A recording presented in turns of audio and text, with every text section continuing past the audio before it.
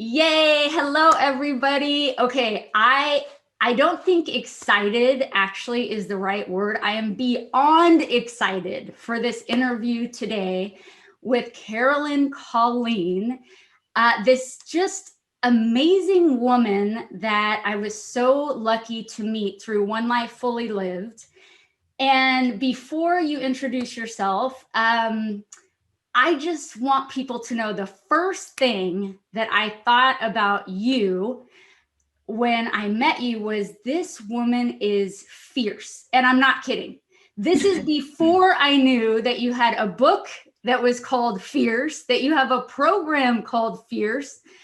And so talk about, your brand actually embodying you. I just thought it was like, oh my gosh, that's the perfect name for this woman because you are just incredible and amazing. So we did meet through One Life Fully Lived. Tell everybody, I know that you're the executive director now of One Life Fully Lived and have a bunch of other stuff going on. So really quick, let us introduce yourself and kind of let everybody know what it is that you're doing right now. Yes. Well, thanks for having me, Janice. It's an honor to be here. I adore and love your beautiful energy and light. You're a definite gift to our world because you always just show up bright and beautiful. So thank you. So I am, yes, we met at One Life Fully Lived, and I am a proud mother of three that you can see in the back here. And I am an author. I am a serial entrepreneur. And really, what I love is being able to look back into my history to see the gifts that I can provide now. And so I teach prosperity.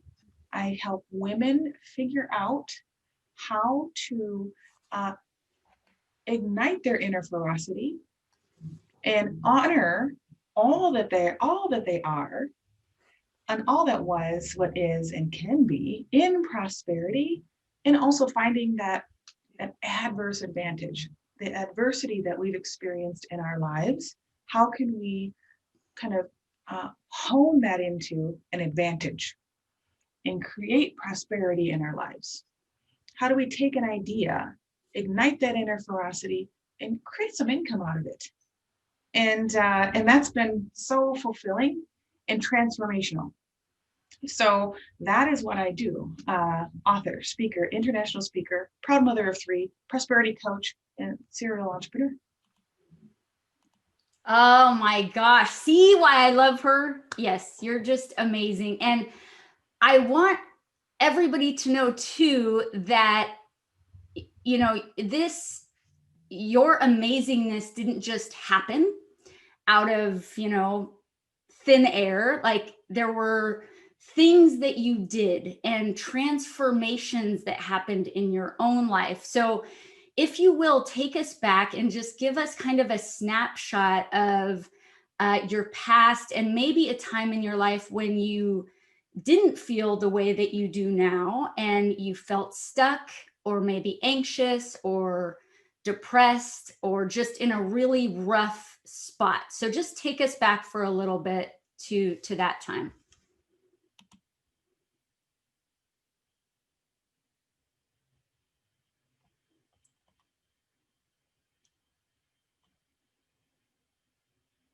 And I know she's talking to her child right now, which is awesome.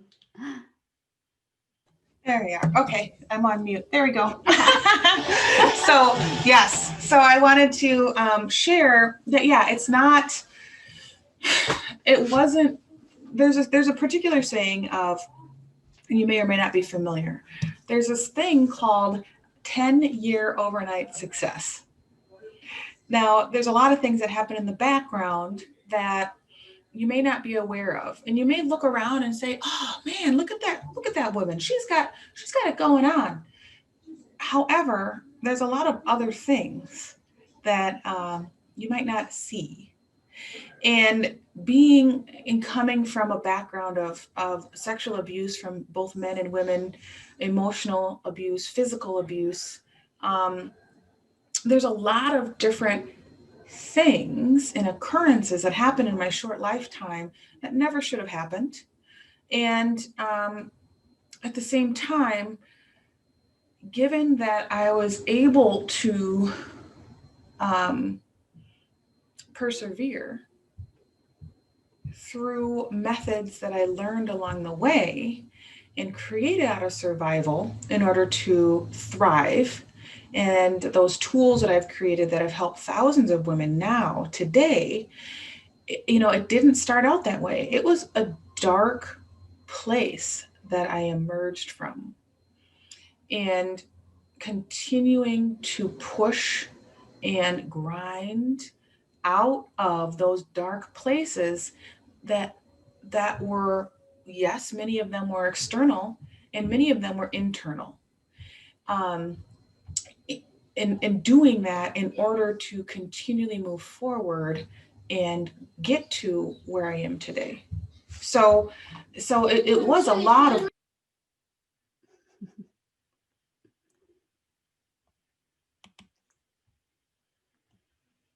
just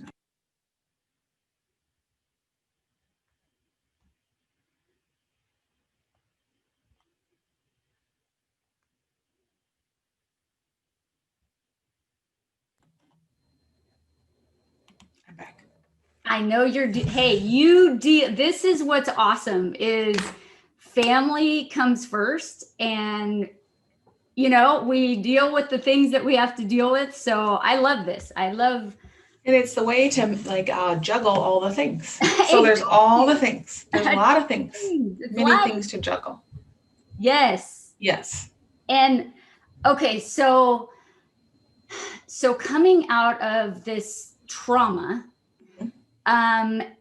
what were the pivotal moments? What was there something in particular that really helped you emerge from that place? Was it a person? Was it a concept, an idea, an interaction, a program that you found? What was it? Or maybe there were several things, but what do you think that was, or some of the things?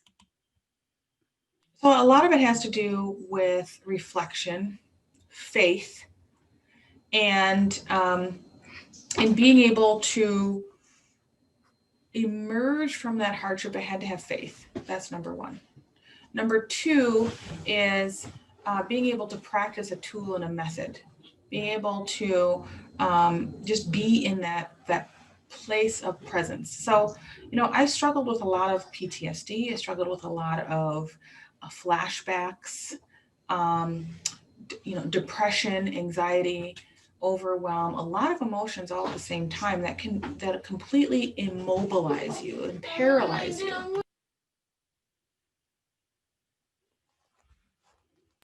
And so those things really contributed to things that potentially could have held me back. And what I did, and now you can see my daughter in the background, she's now 21. I knew that I needed to move forward, and I knew I needed to move in a positive direction, and I wanted to be able to create a life that was better than what I had known. And so what I did is I borrowed the love I had for my daughter until my self-love caught up. And a lot of us can, particularly those women or men that can resonate with that, in that, where do you find the courage? Where do you find the strength in which to break free from the adversities that have held you back? You might not have the love for yourself or the feeling that you deserve something better quite yet. However, there's an opportunity to borrow the love you have for another until your self-love catches up. There's also an opportunity to borrow the light that another sees in you until your inner light ignites. And I'm talking about that fierce ignition. So borrowing the light that another person sees in you, or people come and they say, oh, you're so, I see the potential in you, or, you're so great. And I love everything about you. I just, I'm so excited for your future. Taking that and using that as, borrowing that light, even if you don't see it in yourself quite yet, and using that as fuel to ignite your inner ferocity. Okay, I love the way that you explain that, the borrowing the love, because I've thought about that before also, with myself and with my daughter. So the exact same thing. I know exactly what that means and looks like, but it's just such a cool concept to borrow the love and borrow the light. Oh my gosh, I love that. And I'm taking notes because I love these concepts. Now, tell us how you got into writing your book and creating this fierce population of women, the program that you have. So writing my book came about actually right before I came to my first One Life conference. And it was through a coach because, I had 20 years of therapy, 20 years of therapy and working through a lot of the things that held me back, and a lot of the depression, the PTSD, the flashbacks, and learning coping skills. It was very helpful. And I advocate for, when you've had, I just advocate for therapy to be able to understand, a lot of yourself. I also advocate for coaching because with therapy, I can understand the past. I can understand what happened to me. I can understand, why, some of the things, why I do, what I do, and explore that. But then that's therapy. What, almost like what's wrong with you. and but then when you get a coach helps you understand what's right with you. And how can you use that to look into the future? So I had a coach, and that coach encouraged me to go to One Life. And I went to One Life for the very first time, and I got around people that I was like, wow, look at all these people. These people are amazing. And I found my group. And then I was able to then find resources in people who helped elevate me to a whole other level. And that's where, I started speaking, had my book, started speaking, started facilitating, and I started increasing my streams of income and dreaming bigger. And that's where I was working in corporate, and the only path I saw was really, getting a raise and moving up that ladder. Whereas when I came into One Life Fully Lived, I was able to dream bigger, meet people who are dreaming bigger, get around people who are dreaming bigger, and then I was able to then actually execute on those bigger dreams and become a full-time entrepreneur with the flexibility to be with my children, as you can hear in the background, and be able to create a life by design, which my life is not about, we say a lot of, finding that healthy balance between work life and, in personal life. Well, what if you could dream even bigger, and you don't have to, you don't have to fight for balance, but maybe it's all aligned. So that's where I pushed even bigger with the resources and the community that I learned, that I met through One Life, in order to become a full-time entrepreneur. Oh, so that concept of the therapy dealing with your past and coaching dealing with your future, it's so accurate. And I do believe that we need to do both. We don't want to stay stuck in the past, but if we don't deal with it, unpack it, we're not aware of the subconscious behaviors that are kind of guiding our decisions, then anything that we want to do in the future is going to be sabotaged, or, we will be limited.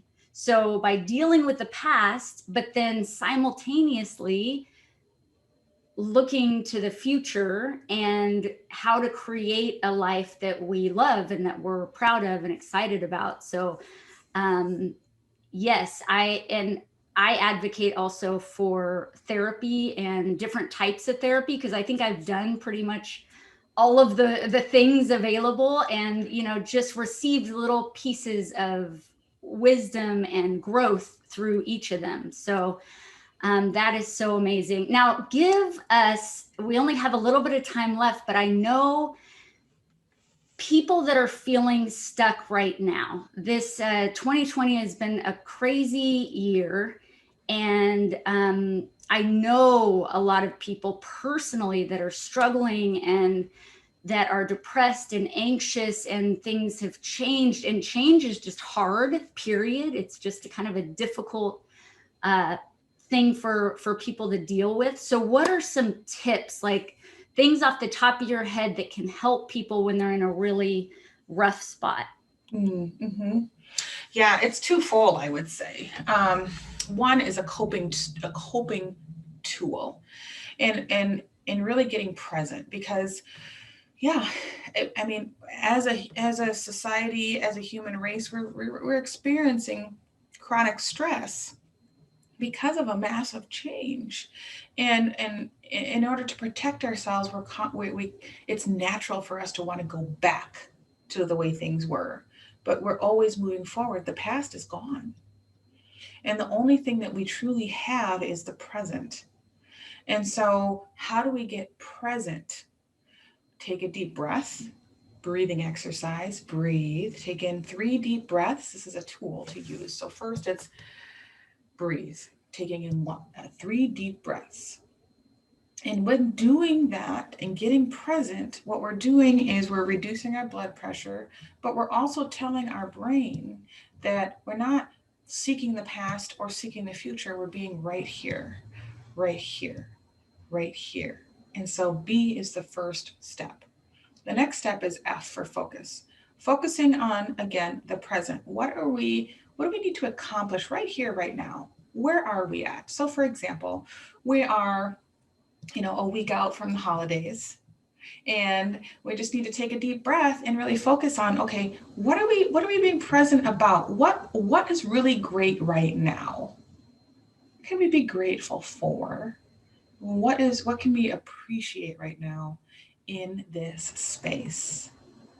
And then the last piece is F for fierce action. Because what happens when we feel and we speak and we own those words of anxiety, overwhelm, stress, those are all emotions. And fierce action is actually taking hold of those emotions and harnessing them, feeling them, but changing the direction of the action that we choose. So in the past is a minute ago, 3 minutes ago, 5 minutes ago.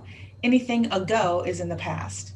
We may have taken emotion, and an overwhelm, anxiety, stress may have popped up, and we may have acted in that moment and done something, meaning that we maybe make a choice of something that doesn't serve us. Maybe we yelled at a coworker. Maybe we cut somebody off in traffic. Maybe we push send an email or a Facebook post that we probably shouldn't have, or different things that we have done that are actions that don't serve us in the long run. Then taking and being present, taking a deep breath, be focusing on being present in the moment, pausing. And the fierce action is honing that emotion. What are we going to do with that emotion that's going to serve us in the next 5 minutes? It's going to serve us long term. So perhaps rather than pushing send on that email or that Facebook post, maybe it's taking a deep breath, thinking, does this really serve me? Is this even necessary?